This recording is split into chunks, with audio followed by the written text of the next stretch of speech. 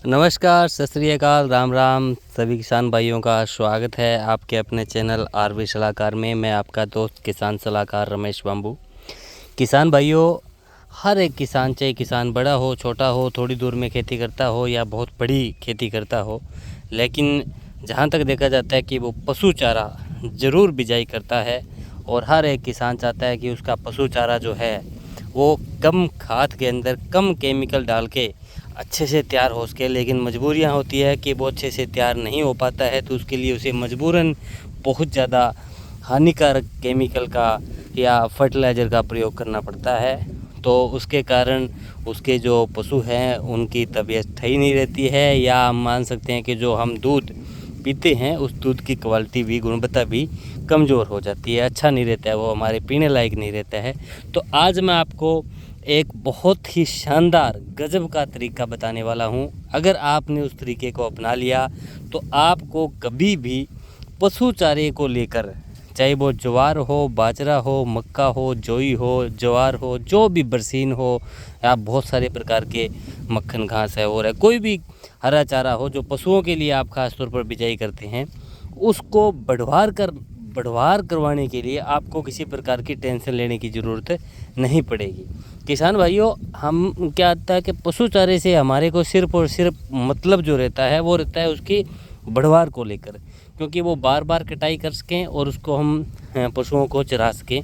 क्योंकि उससे हमारे को फल नहीं लेना होता है, हमारे को उसमें फूल गुड्डी को कोई टेंशन नहीं है, उसमें हमारे को किसी भी बल्ली की टेंशन नहीं है। सिर्फ हम चाहते हैं कि उसकी बढ़वार जो है वो जल्दी जल्दी हो, और वो जल्दी जल्दी बढ़ेगा तो हम अपने पशुओं को चारा वो है दे सकते हैं।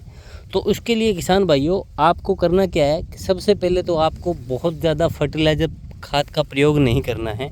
अगर आप किसी भी एक फर्टिलाइज़र का बहुत ज़्यादा मात्रा के अंदर प्रयोग कर लेते हैं, जैसे ख़ास तौर पर मैं बात करूं तो यूरिया खाद की बात करेंगे, तो यूरिया खाद का प्रयोग ज़्यादा करने से क्या होता है कि नाइट्रोजन की ज़्यादा मात्रा होने के कारण फसल के अंदर कोई भी जो हरा चारा है उसके अंदर बीमारियों का प्रकोप जो है वो बढ़ जाता है। खास तौर पे अगर ज्वार की बात करूं तो ज्वार के अंदर कीड़े आने की समस्या जो है वो ज़्यादा पनपती है।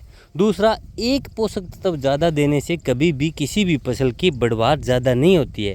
जिस तरीके से हमारे को स्वस्थ रहने के लिए बहुत सारी विटामिन्स की ज़रूरत है। अगर आप ओनली फॉर एक विटामिन, यानी मान के चले आप रोटी लेते हैं, सिर्फ उसमें हमारे सिर्फ आप गेहूं का ज़्यादा प्रयोग कर रहे हैं, आप और किसी भी मतलब चीज़ का प्रयोग नहीं कर रहे हैं, तो क्या आप में एनर्जी आ जाएगी, ताकत आ जाएगी? हमारे को शरीर के लिए भी जिस तरीके से calcium, magnesium, sulphur, iron, zinc, boron चाहिए, उसी तरीके से फसल को भी बढ़ने के लिए, बढ़वार करने के लिए 16 प्रकार के पोषक तत्व चाहिए। लेकिन कितनी मात्रा में चाहिए, किस तरीके से चाहिए, कहाँ से ला के डालें, ये बड़ी समस्या रहती है। यूरिया तो हर एक किसान के पास रहती है। क्यों रहती है कि वो नरमा की बिजाई करता है या गेहूं की बिजाई करता है, धान की करता है, तो यूरिया के तो गट्टे लेके आता है। और जब कभी उसके पास 5-7 किलो 10 किलो यूरिया बच जाती है तो वो क्या करता है, हरे में फेंक देता है जो हमने पशु चारा बीज रखा है, और पानी लगा देता है। एक ही एक तत्व डालता रहता है कि आफ्ता बढ़वार हो जाए, कि आफ्ता बढ़वार हो जाए। तो उससे क्या होता है कि फसल का रंग जो है वो काला पड़ जाता है, और फसल खाने में पशुओं के लिए जो है वो अच्छी नहीं रहती है, उसकी गुणवत्ता है जो ख़राब हो जाती है, और बढ़वार भी उसकी बहुत ज़्यादा नहीं होती है, क्योंकि बाकी दूसरे न्यूट्रिशन जो तत्व है वो सारे उस पौधे को नहीं मिल पाते हैं। तो इसके लिए साथियों, आपको क्या करना है, आप मैक्स पावर कंसोर्टिया और मैक्स क्रिस्टल, ये गांठ बांध लें पूरी ज़िंदगी के लिए। वे हमारे को ये 2 प्रोडक्ट अपने घर पर रखने ही रखने हैं, बिना किसी केमिकल के हैं। कोई रासायनिक खाद उसमें नहीं डाली गई है, कोई केमिकल उसमें नहीं है। और मैं पूरे विश्वास के साथ, गारंटी के साथ किसान भाइयों आपको बताना चाहूँगा कि आप हर पानी लगाने के बाद, हफ्ते में पानी लगाते हैं, 15 दिन में पानी लगाते हैं, जब भी अपने हरे चारे को पानी देते हैं, सिंचाई करते हैं, उसके बाद में प्रति 1 लीटर पानी के अंदर 1.5 ml max power consortia, 1.5 ml 1 litre पानी में, और 1.5 ml मैक्स क्रिस्टल को डाल के, और आपको क्या करना है, आपको सिर्फ खाली स्प्रे करनी है। ठीक है, उसमें पानी लगाने के बाद सुबह या शाम के टाइम जब भी आप पानी लगाते हैं स्प्रे कर दीजिएगा। अगर यूरिया खाद का और डीएपी खाद का आपने प्रयोग अपने हरे चारे में बिल्कुल भी नहीं किया है, तो भी आपका जो फसल है, आपका जो चारा है, उसके बढ़वार को लेकर आपको किसी प्रकार की कोई टेंशन नहीं होगी।